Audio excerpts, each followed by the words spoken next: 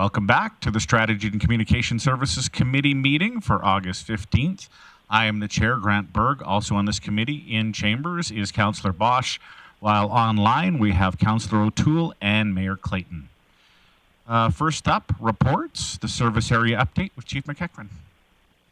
Thank you, Chair Berg.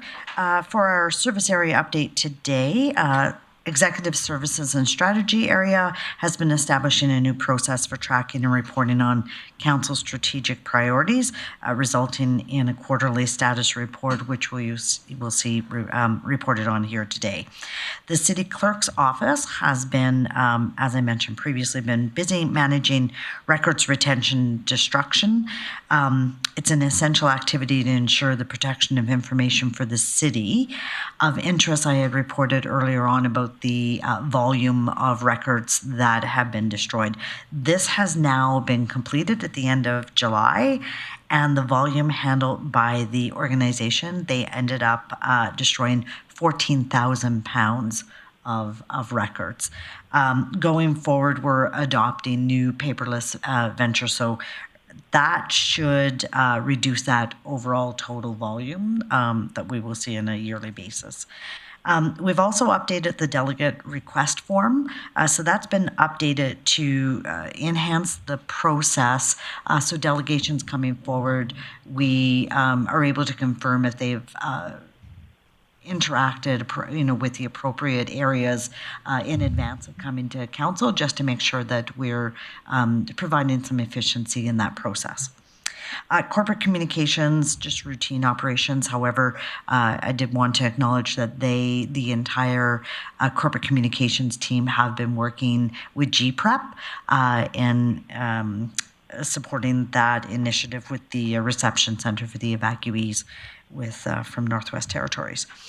Intergovernmental Affairs has been busy working with housing and homelessness on the Housing Accelerator Fund application, which has to be completed or will be submitted by the end of this week, and has been quite busy with provincial ministers are on their tour over the summer months, and so we've been very fortunate to have Ministers Nixon, Minister Williams, and Minister Turton in the area in the last couple of weeks, and we've had meetings with them, and the mayor has hosted them for a couple of tours as well, so it's been quite successful.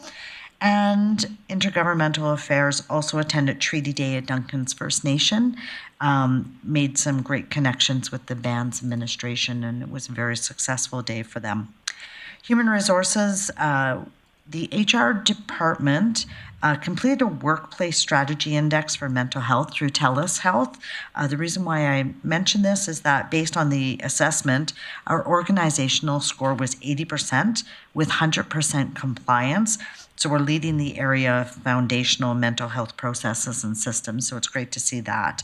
Out of this, this report's going to be shared with the EDI chair and health and safety manager for consideration in 2024 planning. Corporate marketing continues to work on the corporate brand refresh and strategy.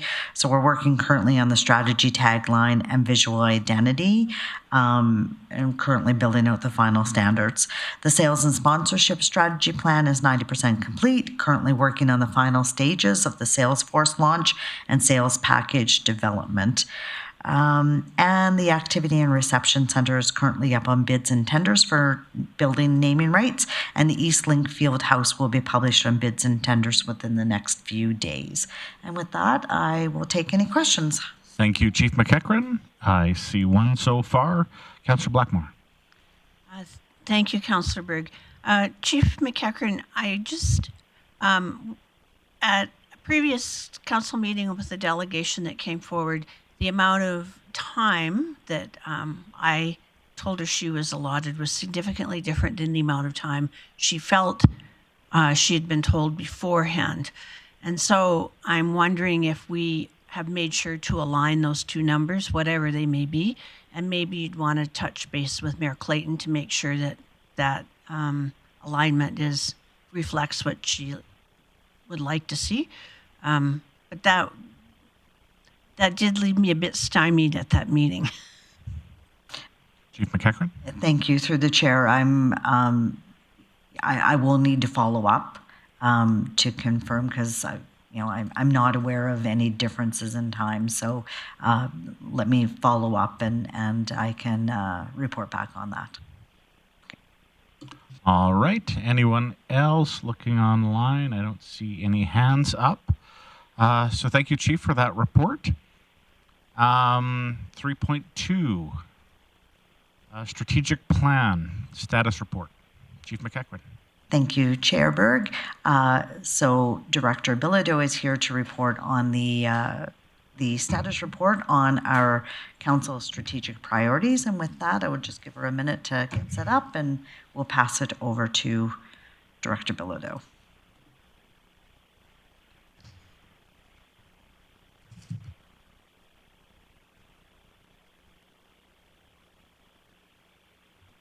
Director Bilodeau, anytime you're ready. Okay, thank you very much. So good morning. I'm here today to bring forward a progress report for Council's strategic priorities in connection with the City of Grande Prairie Strategic Plan 2022 to 2025. This being the first report of this nature and the first step in evolving a more robust reporting process consisting of formalized quarterly updates to Council through committee with the intention of increasing awareness of the various projects and initiatives underway in support of Council's strategic objectives.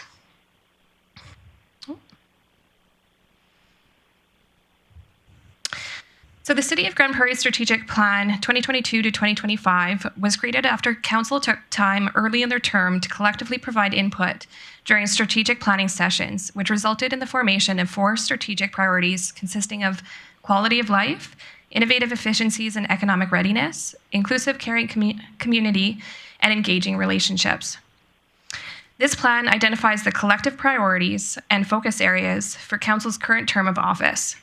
It also allows the City to provide effective management and delivery of services in a manner that is responsive and flexible in order to address the current and future needs of all those who live, work, and play in the City of Grande Prairie.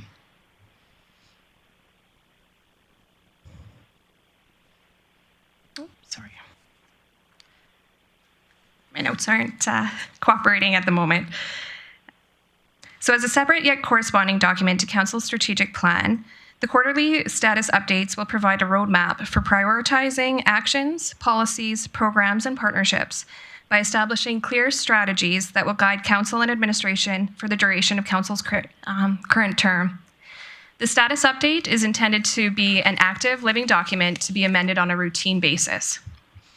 Updates on the action plan will also be posted to the City's website when they become available. An opportunity will be sought to integrate this plan with other endeavors to increase public awareness, such as the City's annual report.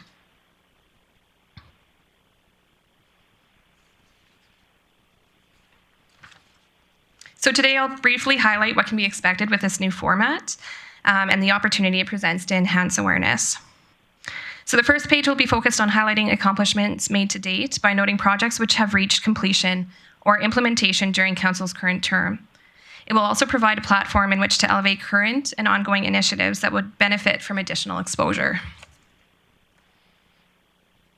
So the updated format also affords several other enhancements, including specifying for each identified project or initiative the next anticipated major step or threshold marking forward progression, the anticipated completion target date by year, the status of each item as to whether it's on track or experiencing a delay, and the percentage of progress towards completion by quarter. It will also provide direct links to relevant guiding documents which govern or inform the established projects and initiatives under each strategic priority. So as you can see, each project and initiative has been identified under the overarching strategic priority in which it aligns.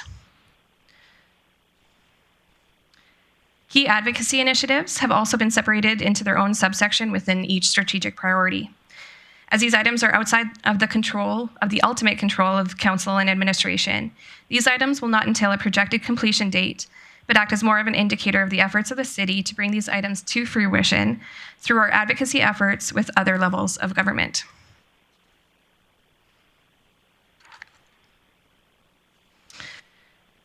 So as can be seen in the Q2 status update, the city has a number of initiatives completed and underway which supports Council's strategic plan. And as a result of Council's commitment and the efforts of numerous city departments, many initiatives are trending in the desired direction and are anticipated to achieve completion of their current phases within the calendar year. Through the dedicated efforts of Council and administration, the city has made significant progress towards achieving the goals outlined in Council's strategic plan 2022 to 2025. As we move forward with the implementation of this quarterly status update, we'll continue to communicate transparently, collaborate with stakeholders, and regularly assess our progress to ensure we stay on track to achieve Council's vision for Grande Prairie through 2025 and beyond. So thank you for your time today, and with that, I'm open to any questions that you might have. Yeah, thanks, Ms. Bilodeau. Ms. Blackmore? Councilor Blackmore? He looks at me like he expects me to have a question. You were reaching for the button. Yes. I just have, well, first of all, I really like to report it meets my needs for knowing where we are. And I think you've done a really good job of laying it out. So it speaks very plainly. It's very plain English. I just was curious, the Polytechnical Liaison Training Needs Gap, which we haven't started yet, is that possibly because our identified, like, why haven't we started it yet? And are we going to, or have we put that on permanent hold? Sorry, I'm getting a little bit of feedback there. So through the chair, that item has been identified through future work through the regional workforce partnership. So it is under the umbrella of InvestGP. So they certainly would be able to speak more directly to the progress of that item. I know through a number of current challenges, it has been put on temporary hold, but there is the aspiration of picking that one up for completion in 2024. If you'd like additional information. No, that's fine. That's good. Thank you. Councillor Bosch. Thank you, Chair Berg. Thank you for the report. Looks good. Just a question on the branding launch. It says that, I think in the last slide, about half done as far as that marker. So what does that look like for a timeline for us? Through the chair. So that item is intended to be implemented in this calendar year as well. So administration had considered the 50% mark as an indicator of the work that's done to date and how much there is yet to go, understanding that oftentimes the implementation component is the most, well, I shouldn't say the most, but it does take some time and significant effort. Certainly they believe that we are on target to implement in 2023. So you'll likely see with the next quarterly update that will go up significantly to likely that 75% completion mark. Okay. So does that answer? October could be November. I would defer to Chief McEachran. I'm not sure if she knows the current trajectory or timeline for completion or implementation of the branding strategy. Chief McEachran. Thank you. Through the chair. We have had a slight delay, but we do anticipate, I believe it's November is what we're looking at right now. Christmas present for all of us. Okay. All right, thank you. Going online to Councillor O'Toole. Hang on, I'm here. We hear you and see you. Yeah. Okay. I just want to thank you, Councillor Berg, for doing double duty today as being chair. And as far as this report, I really like the significant changes that were made. I'd like to see the updates without having verbally asked. I know. So yeah, positive. So thank you. All right, thanks, Councillor O'Toole. And I will actually just jump in as well. My compliments to you on this new idea strategy report, because there are a lot of things that I'm always curious about and wondering about. So I knew that it took a lot of work from all departments to put this together. So compliments to the team for putting this together in a nice, easy fashion. It's nice and easy for us to read. I'm assuming this will go on the website for all the public to see where we're at. And also just a nice measurable that sets targets for the staff as well. So compliments to you and the team. Thank you. Anything else around this? Okay, business with Councillor Bosch.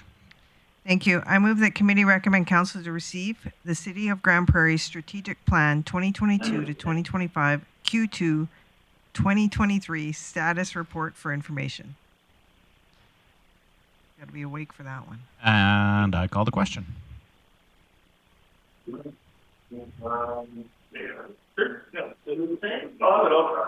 Councillor O'Toole? In favor. And then I'll get you to mute your mic. I'm working on that. And that passes unanimously. Next up on the agenda, outstanding items list with Chief McEachran.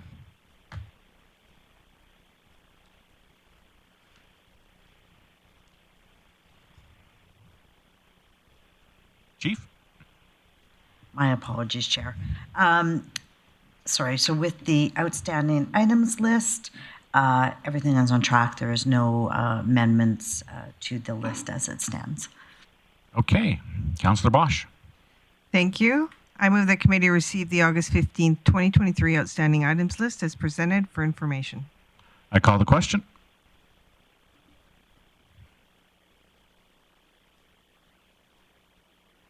And that passes unanimously.